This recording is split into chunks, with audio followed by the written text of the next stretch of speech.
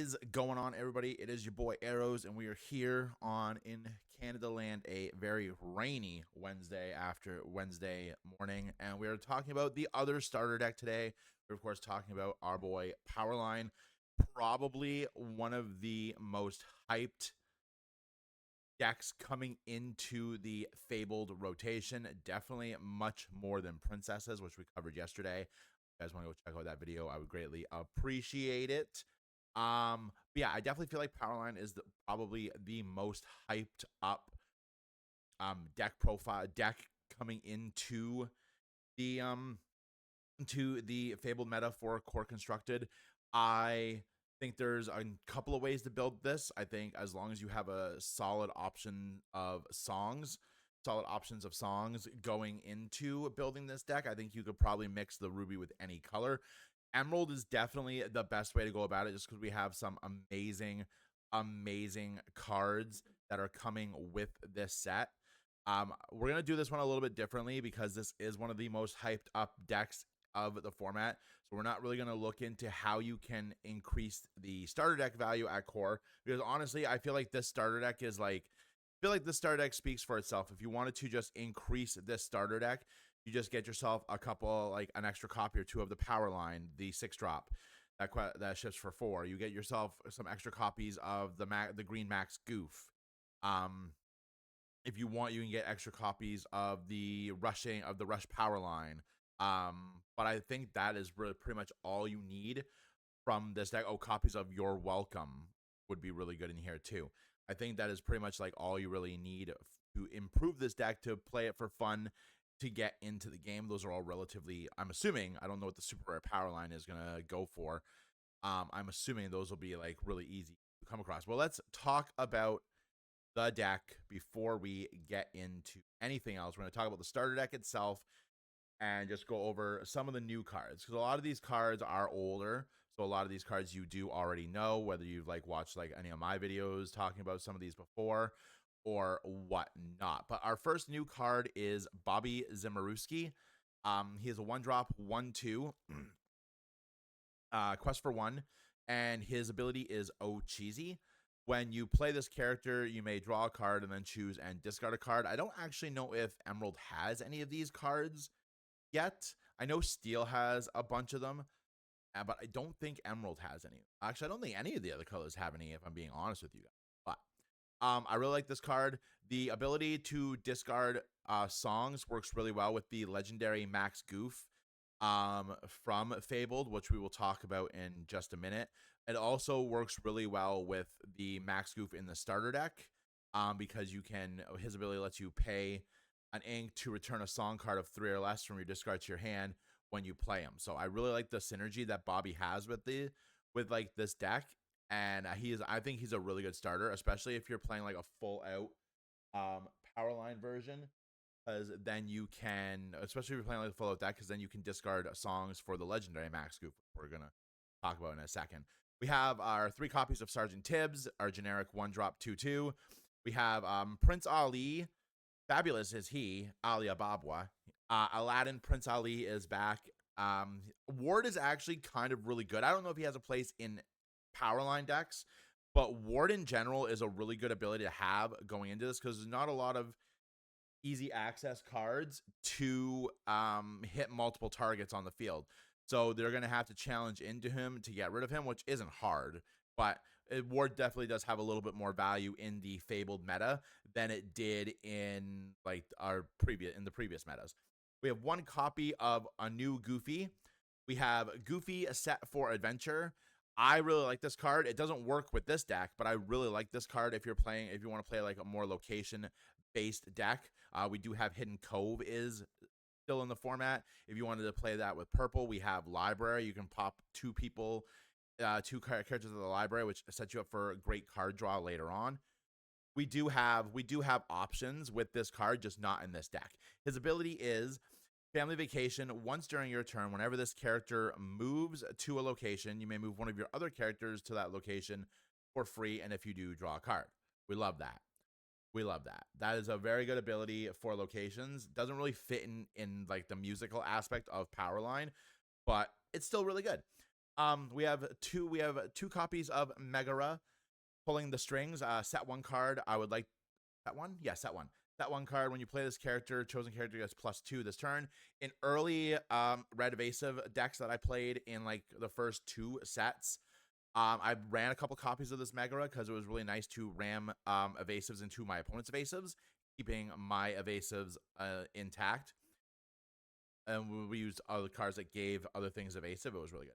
Two copies of LeFou. I actually want to talk about LeFou Instigator because LeFou gives red Ruby decks an instant out to Tiana. Tiana's ability is that when she's exerted, when you want to challenge a character, you have to pay 3, otherwise your characters lose 3. LeFou is a great way to get around this in a in a core constructed format because he can ready chosen characters. It doesn't have to be one of your characters. You can ready your opponent's Tiana, and then you can take out their board if you have the challenge board ready to go. Really good card. We have another new card. Ruby gets singers, and I know like a lot of people online were like, well, why does Ruby have singers? If you're playing Powerline, he's got to be around songs. Like if Powerline did nothing song related, I would have been very mad. This Powerline is a 3/2, 2 cost, quest for 1, and he's a singer 4. He's really good. Chances are though, if your opponent's playing like any kind of steel variants, this is gonna eat a fire the cannons like right away. But still a really good card. Smash is also back, so not a really great play into steel based decks, but still a really good card nonetheless. We have 2 copies of Roxanne, Powerline fan. Roxanne is essentially a singer, Mr. Smee. She's a 2/3 2 cost quest for 1. But while you have a character with singer in play, she becomes a 3/3 and she quests for 2, which is really good on a 2-drop. There's a ton of singers that you can play in this. A really good card. I'm not running her in any of my builds because I have something else that I think I'm gonna like better. But if you're playing Roxanne, if you're playing singers, you should definitely be running Roxanne. Just because I'm not running her in the builds that I'm going to show you doesn't mean that you shouldn't be running her. We have 3 copies of Donald Duck, the Sleepwalker. When you play this character, when you play an action, this character gets +2 for the turn. We have 1 copy of our new Max Goof, our green rare. This card is really good. He's a 3-drop 2/2. When you play this character, you may pay 1 to return a song card with 3 or less from your hand. We have You Can Fly in the starter deck. We have Mother Knows Best. We have Stand Out. There's just a lot of really good options for this card. We have our 3 copies of Steamboat Pilot Mickey Mouse, generic 3/4 for a 3.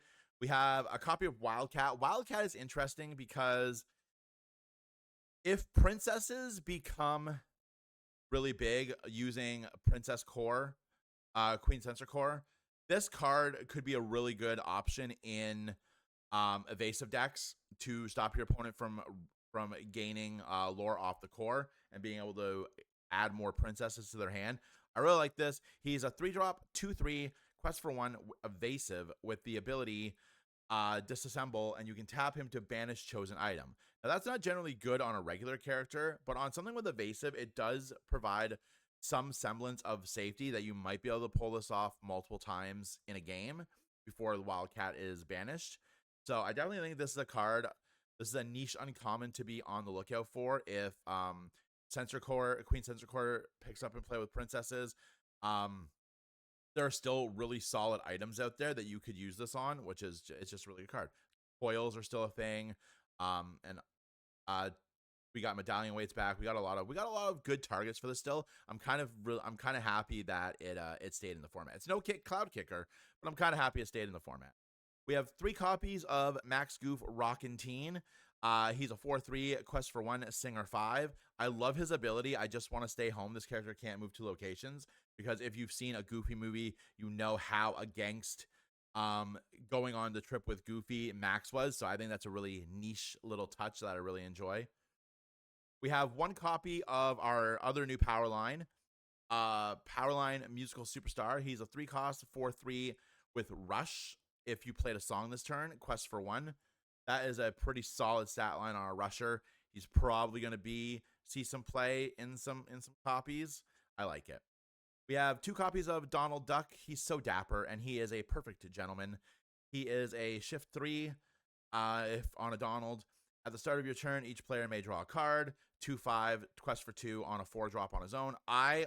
In early stages of my Amber Emerald discard, I ran 2 copies of this card, 2 or 3 copies of this card, because it was really good for getting my opponent to draw cards so I could discard them with Sudden Chill, You Have Forgotten Me, and cards like that.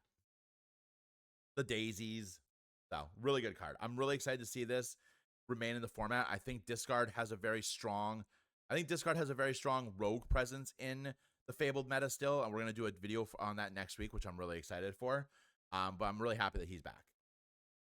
We have 3 copies of our powerhouse of the deck if you want to clear boards. We have 3 copies of PJ Pete, Caught Up in the Music. He's a 4-cost, 3/5, quest for 1 with the ability Shout Out Loud. Whenever you play a song, this character gets +2 this turn, which is really good. Makes him a 5/5. That is solid numbers for crashing into things. We have 1 copy of Emperor Cusco, Temperamental Emperor.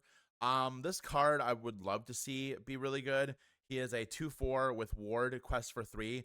When this character is challenged and banished, you may banish the challenging character.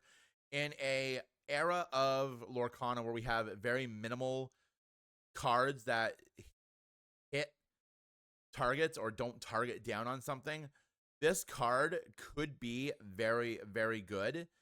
In evasives, there are a ton of ways to give this card evasive in red, in blue, not blue, sorry, in red, and in green, and in purple. So there's like a lot of really cool options for this card. I think he might see a resurrection, and I'm really excited to see what he does. But in this deck, he's just kind of here.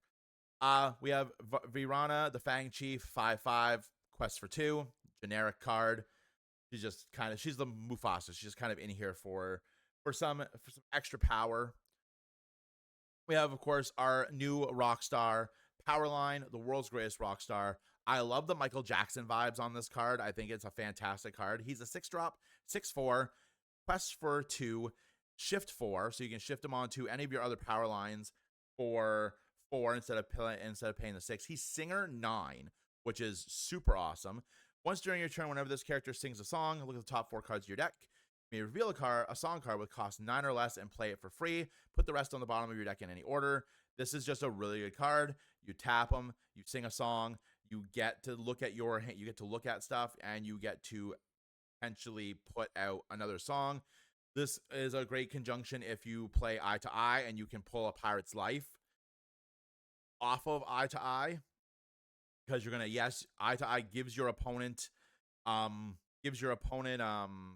2 lore, but then a Pirate's Life takes it away. This is also really in combination of if you hit a Mother's Knows Best after you played a Be King Undisputed by tapping Powerline, because then you're going to be able to take 2 threats off your opponent's board. They'll have to choose one for Be King Undisputed, and then you hit another one with Mother Knows Best. Vice versa, if you sing on Mother Knows Best, then you get Be King Undisputed. Just a lot of really good combinations with this card in other colors. If you tap it to sing Eye to Eye, and you give that's a bad example. You tap it to sing A Pirate's Life, and you gain 2 lore. Your opponent loses 2 lore. And in those top cards, you hit Circle of Life. Bring a character back from your banish zone. You hit It Means No Worries. You retrieve some characters, and you pay less to play those characters going forward. I think the only color combination the Ruby in this deck won't really work for right now is Steel and Amethyst, because there's not like a lot of great song pool in those colors, but still a really good card nonetheless. This deck comes with 3 copies of Improvise. I've always liked this card. It was a staple in my Ruby Emerald evasive decks for such a long time. Chosen character gets +1 this turn. You draw a card. Just a really good on a 1-drop. Remember, you don't have to give the chosen character +1 in order to draw the card. Really good. This deck comes with 12 songs, which I think is a great number of songs for a starter deck. We have 3 copies of You Can Fly. It is a 2-cost. It gives a chosen character evasive until the start of your next turn, which is really good. Giving your own power line evasive so it can't be challenged down is amazing. We have 2 copies of Mother Knows Best, 3-cost song, uninkable, bounce a character back to the player's hand. We have Stand Out, a new song from Fabled. It is another 3-cost. This one is inkable. You can give a chosen character +3 and they gain evasive until the start of your turn. This enables PJ to hit Maui half sharks, which is fantastic. It also makes him an 8, which is amazing. We have 2 copies of Bee King Undisputed. Full disclosure, I ordered 4 copies of this card before I knew it was in the starter deck. So, but honestly, I like building decks, so it's okay to have extra copies. I also like helping other people build decks, so it's okay to have extra copies. Each opponent chooses and banishes one of their characters. This gets around Ward. If your opponent only has a character with Ward on the field, because they are choosing the character, not you, they can banish it. We have 2 copies of A Pirate's Life. We talked about A Pirate's Life earlier when we were going over this deck. Each opponent loses 2 lore. You gain 2 lore, and we have 1 copy of Eye to Eye. Each player draws 2 cards and gains 2 lore. If 2 or more characters sang the song, you can ready them. They can't quest for the rest of the turn, which means they can sing more songs, which is fantastic. Of course, Eye to Eye is a sing the other 9. We have 2 copies of Signed Contract. I honestly think this card is going to be really, really good this format, especially if Powerline decks take off the way that they should, because we're going to have Powerline. I feel Madrigals is another really strong contender in this format. There are less ways to destroy Madrigals without challenging them.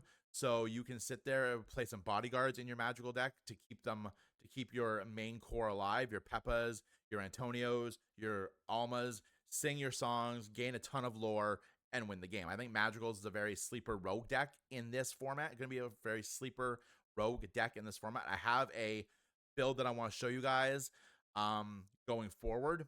So I'm really excited to see what that deck does. So I think between them and Powerline variants, Signed Contract is a really good card. Whenever your opponent plays a song, you get to draw a card. Really good card. And then for location, we have 3 copies of Agrabah. Just generic 1 lore gain, 5 willpower. If it comes out, if you're playing it, you might get 1, maybe 2 lore off it, but then it's going to die. We have better location options depending on what you're pairing your rubies with. If you're pairing them with Emerald, you have Hidden Cove, which could work in here. They would make your power lines 7/5. They'd make your PJs 4/6, which would then make him 6/6, which is still very terrifying. So there's a lot of options for building this deck, which I'm really excited for. So this is the starter deck. I'm going to rate this now because on the last video, I almost forgot. So for a new player just coming in, I feel like you could probably build a very strong deck to learn off of with just 2 of these starter decks put together. So I'm going to give this starter deck a 9 out of 10 for new players. For seasoned players, it depends on how much of for seasoned players, I'm going to give this a solid 7 because you are getting your entire Powerline package in some quantities if you buy 2 of them together, which severely increases your chances of being able to build the deck going forward. The only real things you would need from the set are the max goofs. This is assuming you already have sharks. The versions I'm going to show you that I built don't have sharks. They are more aimed towards budget players, new players who have come in and they've seen this deck and they want to build this deck. So it's more like budgety. Well, depending on what max goof legendary is going to go for, they're more budgety. So we're going to get into those decks right now. I'm really excited for this. Hopefully you guys are too. Let's go. All right, so this is my Ruby Emerald version of this deck. Now you're going to notice immediately, even though I am playing 3, 6, 9 singers, I am not running what's her name? Roxanne. Because I really like, she got reprinted in set 9. I really like Ariel. I really like the Ruby Ariel that got reprinted. Oh, I thought I heard the door. I really like the Ariel that got reprinted. We are, of course, talking about Ariel Adventurous Collector. I love her ability. We're going to talk about her as we go into the deck. So we're running 4 copies of Bobby Zimmerowski and 3 copies of Cursed Merfolk in our 1 slot. I really like that Merfolk has been reprinted. It is a really strong card that puts a lot of early game pressure on your opponent being able to quest for 2, and if they can't get rid of him with any of their action cards, they have to challenge into it, which discards a card from their hand. I'm always a fan of Curse Merfolk. I always will be. We're running 3 copies of Ursula. Excuse me. Deceiver. She's a 2-cost, 1/3, quest for 1, but when you play her, you get to your opponent reveals their hand and they discard a song of their choice. She's not like my ideal 2-cost slot for this, but she does serve a very strong purpose of being able to look at your opponent's hand. Even if you don't get a song at certain points of the game, even if you don't get a song out of the hand at certain points of any card game, being able to see what your opponent has in hand really allows you to focus your strategy on what your opponent's going to do. If you play an Ursula in the middle of the game and you want to shift into Powerline 2 and you have the ink for it, you play that Ursula, you see they don't have any Strength of Raging Fires or World's Greatest Criminal Minds in their hand, or if they do, you discard them. That way you know your Powerline is going to be safe to come in and do stuff for at least potentially a couple of turns. So even if you don't get a song, Ursula is still a top tier choice. I don't know if she's personally my choice, but I cannot deny that she is like such a good call for this deck to see outs to keeping your power lines protected. We're running 3 copies of the Singer 4 power line. I don't really feel like I want to max out my 4 copies of him because we are running 3 copies of the Rush power line too, which I feel like in the early stages of the game where it might get more value out of. Keep in mind that the 3-cost Singer 2, a Singer 4 only has 2 willpower. So it's going to be very easily for decks to either force it down by exerting it and taking it out. It's going to be really easy just to pay 1 to play a grab your sword to take it out. So I don't imagine in most games he's going to be on the board right away. He's going to be on the board for very long, and he doesn't give us value on his initial play. That's why we're running 3, and we're running 3 copies of the Rush power line. We're running 4 copies of Max Goof, the Rebellious Teen. Being able to retrieve our Heffalumps and Woozles, our Mother Knows Best, our standouts is just too good to pass up. Too good of an opportunity to pass up to recycle those cards, especially cards like Heffalumps and Woozles that let us draw a card. Mother Knows Best that keeps our opponent's board under control, and stand out if we have to rush in on something that is going to give us problems like a Half Shark. Just really a good card altogether. We're running 3 copies of the Aerial Adventurous Collector. I love this card. If I have the ability to play this card, I am always going to play this card, especially in a format where not everything is going to be evasive heavy. So being able to give something evasive and in a format where we don't have a lot of removal, I feel like Aerial Adventurous Collector is going to be a really good card. She has evasive herself. She's 2/3, quest for 1 on a 3-cost. Whenever you play a song, doesn't have to be sung. Whenever you play a song, you give another chosen character evasive. So if you sing Stand Out, you give something evasive, then she gives something else evasive. So it really lets you set up your board to clear your opponent's evasive boards, because you're giving yourself more options to take out your opponent's cards. And B, she also gives you some semblance of protection depending on how your meta is to play through this. If your meta is evasive heavy, 100% replace her for Roxanne. 100%. If your meta is evasive heavy. My meta isn't evasive heavy right now, so I feel like I can get away with running her in 3s. But if your meta is evasive heavy, 100% run Roxanne over her, because you're not going to get as much value out of her giving your units evasive if your opponent can just drop evasives, power them up, and take out your evasive. We're running 3 copies of our Max Goof, our Singer 5. Just a really good card. I like it. We're running 3 copies of the Rush power line. I would love to run 4, but I don't really know where I would put the 4th one in. I feel like this list is pretty tight, so I don't know where I would put the 4th one in, but if you can find a place to fit it, 100% fit it. We are running 3 copies of PJ, Pete Caught Up in the Music. Really good card. Being able to make it super powerful and evasive multiple ways and taking out big threats that you might not normally be able to is just fantastic. We're running 4 copies of Max Goof Chart Topper. Now, this is the new Emerald Legendary from Fabled, and guys, it is amazing. It is a 4/5, 6 cost, quest for 2, shifts for 4. Whenever this character quests, you may play a song with cost 4 or less from your discard for free. Then put it on the bottom of your deck instead of into your discard. So you can play any of your songs outside of Pirate's Life, Under the Sea, and Eye to Eye. That's amazing. So you're going to be able to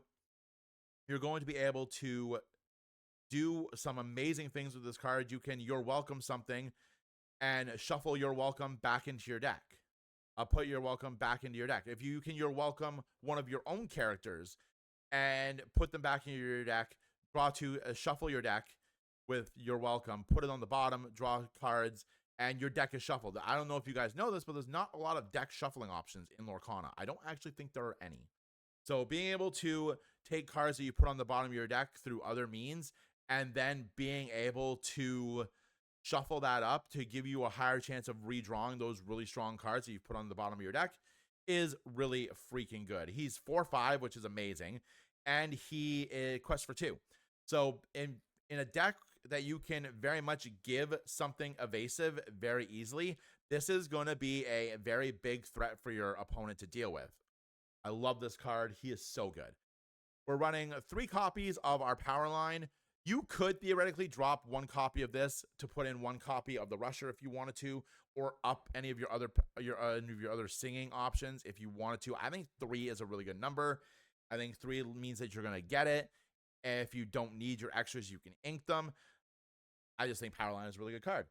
Our song options, I feel like the songs in this deck are very flexible. We have Heffalumps and Woozles in the in 3. You could easily, if you aren't in an evasive meta and you want to make more of your stuff evasive, you can easily replace this with You Can Fly to give something evasive. Remember, if Ariel's on the field, you're going to give 2 things evasive, which is really good. So you can swap that out if you aren't in an evasive heavy meta. Wow. An evasive heavy meta. But I like Heffalumps and Woozles. Chosen opposing character can't quest during their next turn, draw a card. If you've made a lot of your board evasive, they also are not going to be able to challenge into you. So right there, they have a useless character. All they can really do with it is sing. That's just going to stop them. You do this on like a big quester, and you can really set your opponent back. 3 copies of Mother Knows Best, 3 copies of Stand Out. I like both these cards, but Mother Knows Best is an uninkable, so I don't really know if I want to play that at 4. And Stand Out is really good. You could run an extra copy of Stand Out if you wanted to. You could drop Eye to Eye completely if you wanted to. I still think Eye to Eye is a really good card, especially if you have a couple of Pirate's Life in your hand when you use your initial Eye to Eye, because you're going to get to replay those restand those characters and sing your It's a Pirate's Life with them, which I think is really good. We have 4 copies of You're Welcome. Shuffle chosen character, item, or location into their player's deck. Then that player draws 2 cards. Doesn't have to be your opponent. You can do it to you, which can be really good if you have a card that is about to be taken out and you don't want it to go to your discard pile for some reason. You can shuffle it back in your deck. Playing this in conjunction with Max Goof's ability lets you put You're Welcome on the bottom of your deck and then shuffle it up. I believe that's how it would go in the turn order, but I'm not 100% sure. The card might resolve and then go onto the bottom of the deck, so you might shuffle the deck, then put the card on the bottom. It could be a turn player thing. I'm not really 100% sure how that works out. We have 3 copies of Be King Undisputed. Again, just another really good card. I would run 4 of it. It's another option if you don't want to play the Eye to Eye to run another Be King Undisputed. We have 4 copies of A Pirate's Life, 3 copies of Under the Sea. This is a really good card. This is a really good card that could be really easily sung in this deck. Powerline himself can sing it, which is amazing. All opposing characters with 2 or less get put at the bottom of your deck. There are a lot of really good cards that fit that description, even in a post rotation world. You still have Chichus, you still have a bunch of illusions and stuff that you can put on the bottom of your deck. You still have a lot of really powerful cards that you can just get rid of with Under the Sea. It's not as strong in this build as it is in other builds that can constantly lower your opponent's strength, but it's still a really good card. And we have one copy of Eye to Eye because I like Eye to Eye. I think if you have a low number of Eye to Eyes, you can play them in better conjunction with the Pirate's Life to keep your opponent from gaining that 2 lore. They are going to gain 2 cards, but if you wanted to, you could even replace the Heffalumps and Woozles with Sudden Chills. Playing Sudden Chills in conjunction with Eye to Eye could be really good too, because you will get one of those. You will get a card out of your opponent's hand. I think it has potential. If you wanted to build a more non-budget version of this deck, you could run Maui Half Sharks. Half Shark is just a really good card. If you do not know what the Half Shark does, I will tell you what the Half Shark does, because we're good like that. Maui Half Shark is a Ruby 6-cost, 7/5 evasive. Chihu, whenever this character challenges another character, you may return an action card from your discard to your hand. That's any of your songs. And then when you play an action, you can gain 1 lore. Obviously, if you have them, run them. You could probably easily shuffle them out for... Honestly, because you can recycle your songs with it, you could easily cut a couple of your songs to fit in Half Sharks. It's entirely up to you. Another good, slightly less budget option is Clarabelle. Light on her hooves. She is a shift 5, but she's a 7-cost on her own, 5/6, quest for 2. At the end of your turn, if chosen opponent has more cards in your hand than you may draw cards so you have same number. Eye to Eye is also putting cards in your opponent's hand. If you have to use your welcome on one of your opponent's threats, they get extra cards in their hand. This enables you to kind of keep yourself on par with your opponent's turn. Clarabelle is going for $19 American, so not too bad. And Maui Half Shark, I can tell you right now, he's like $70 here in Canada. But if you are in the United States of America, he is $56 on TCG Player right now. So a bit more on the pricey side. I don't feel like he is needed in Powerline. He is definitely just a win harder card, in my opinion, in Powerline, because you do have Max, which will technically recycle your songs, and you do have both the other Max, which will do the same thing for your 3-cost songs or less. I understand, and if I had Maui Sharks, I'd be running Maui Shark, but I don't think Maui Shark is necessary for what you want to do with this deck. But I will not deny that he is a damn good card to put in here. The same thing can be said for Princess Tiana. This is my very song-heavy oriented Powerline Amber Ruby deck. I like this deck. I like this deck a lot. I think this deck has a ton of potential. This deck is running a fun little Madrigal package. What I play in Madrigals, because honestly, this deck is going to be able to get you a ton of lore.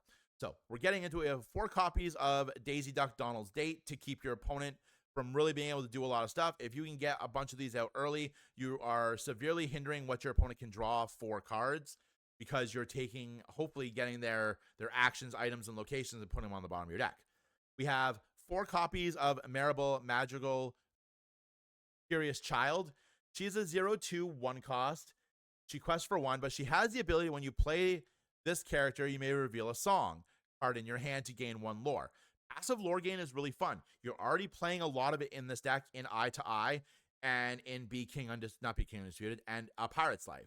So being able to get some more lore on your board is not bad. We're running 2 copies of Lilo Escape Artist because we have It Means No Worries in this deck, which I'm going to talk about when we get there. We're running 3 copies of our 2 Singer 4 Vanessa. Ursula Vanessa, she's a 1/4, which is much better than Powerline stats. Yes, Powerline can take something out, but Powerline's going to die real quick.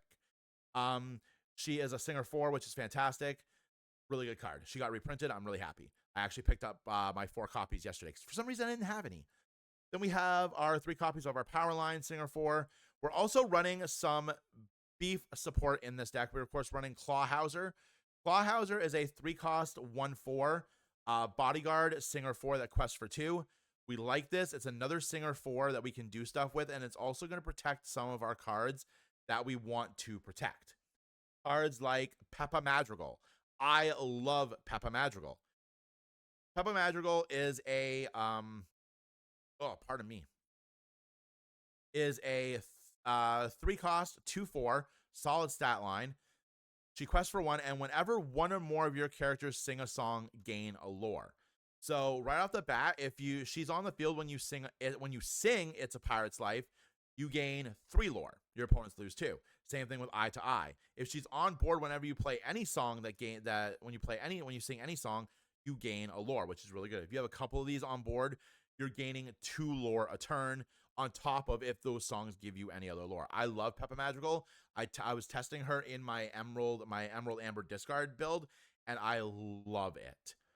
3 copies of Ariel Spectacular Singer. In this deck, you can theoretically replace this or the Prince Naveen's with Roxanne, because you are running a bit more singer options. You're running 3, 6, 9, 12 singers, 14 singers in this deck, 17 singers in this deck. So you can replace her with Roxanne. I do still like being able to attach Evasive onto one of your bigger cards that you want to hang on to. So you can theoretically do this instead of Ariel's, or like I said, you can mess around with some of your other numbers to include her in here. Ideally, I would maybe take out the Prince Naveen's and put her in here, because she is going to net you 2. And the Prince Naveen's are just kind of like I do kind of want to call them a win more card, because they are capable of singing a Pirate's Life on their own, which is really cool. 3 copies of Max Goof, only 2 copies of the Rush Powerline in here. Again, this is another thing. You could run a 3rd copy in here if you wanted to drop your Clawhousers down to 1. It could be really good. But again, just a really good card. 2 copies of Alan Adale. Like how Peppa gains a lore if you sing a card, Alan Adale gains you a lore if you sing or play a card. So again, this is just a little package I put in here that I think is going to be really good. That is going to enable you to gain more lore and really hopefully keep you ahead of your opponent, so that playing your 2 copies of Eye to Eye doesn't matter, because you're closer to the game when you play them than they are. 2 copies of the 4-drop Ariel Singing Mermaid. She's a Singer 7. Quest for 2. We talked about him. Prince Naveen, ukulele player. He's a 3/3, 4 cost. Quest for 2. Has the ability, It's Beautiful. No, when you play this character, you may play a song with cost 6 or less for free. Just a really good card. He's going to play almost everything in here except for our big Sing Together songs. I think he's got a lot of potential. He can play a Pirate's Life, and then on your next turn, you can sing another Pirate's Life. If you have your lore gainers on board when songs are sung and songs are played or sung, you're going to gain a ton of quick lore. 2 copies of PJ, just because he does still have the ability to take stuff out. We can still make him evasive with Ariel if need be. 3 copies of Powerline. I still think this is a really good number for Powerline. Your songs, we only have 18 in here. Your song count can be varied for this deck. If you don't want to run Be Our Guest, you could run You Can Fly to give more things evasive, like we were doing in the Ruby Emerald build. 3 copies of World's Greatest Criminal Mind. This is going to be really good against the Emerald Powerline decks that are running both the Powerlines and the Sharks. You're going to be able to keep them off the board. Be King Undisputed is just another really good card. Getting that and World's Greatest Criminal Mind, if your opponent has the board for it, is just really, really good. 4 copies of A Pirate's Life. Again, it's going to be so much better in this deck, because if we have our lore gainers on board, we're going to gain so much more lore. 2 copies of Circle of Life. This is just a really good card. Play the character from your discard for free. This is just a really good card. We're not running like any of like the big plays, like the big cards for it, but we are running enough cards that we could just use it to fill up our board presence with more singers to play our bigger songs. Like It Means No Worries. I love this card. It works really well in conjunction with a lot of our stuff, and it's good. So we have It Means No Worries. It's a Sing Together 9. uninkable. Return up to 3 character cards from your discard to your hand. You pay 2 less for the next character you play this turn. So you can use this, you can sing this, use it to bring back your anything to any 2 characters in your hand, a bodyguard, a Peppa, any of your lore gainers, and then you can pay 2 less to play them. This also works really well with Lilo, because instead of paying her cost to bring them back, you can play her for free. You can get one out of the discard, and you can play her for free, which instantly is going to put a lot more pressure on your opponent's board the next turn if they can't get rid of her on their turn, because it's like it's the same thing, but she's going to come back active, which means you're not paying her cost for her to immediately be challenged down, and you can still do other things. We have 2 copies of Eye to Eye here, just because with Alan Adale and Peppa Madrigal, you're going to gain so much more board presence off of them. If you wanted to increase this any further, you could drop a couple copies of certain things. Like the Lilos are in here just for lulz, but she can be a very powerful card in the late game, especially if you're not bringing her back in rest mode. It does make her a little bit more difficult in the late game, potentially for your opponents to get around. You could easily replace those 2 Lilos though with 2 or 3 You Can Fly to give yourself more song options. That is, of course, another really good strong turn 2 card that you can play. If you open Maribel, you can reveal it on your turn 2. You can play Maribel. You can play the song that you showed with her to do some stuff. I think this deck is fun. I don't think it's obviously not going to be as competitive as the Emerald Ruby, but I definitely think it has a ton of potential to be a really strong deck, especially if you're playing these lore gainers. I think these lore gainers make the world of difference, especially in a format where there's a lot less cards that challenge, that can just take them off the board. They have to be challenged. So if you run some bodyguards, you can even put more bodyguards in here. There are a number of really good Ruby bodyguards. We have a new Nani in the 5 slot that has 6 willpower. That is another really strong bodyguard.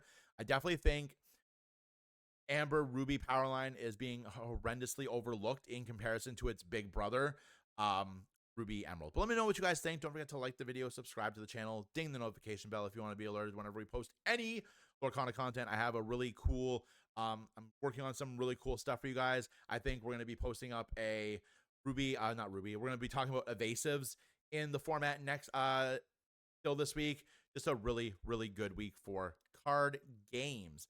You guys are awesome. I'll talk to you later. Go play some card games. And as always, stay safe out there. And I will see you when I see you. Bye.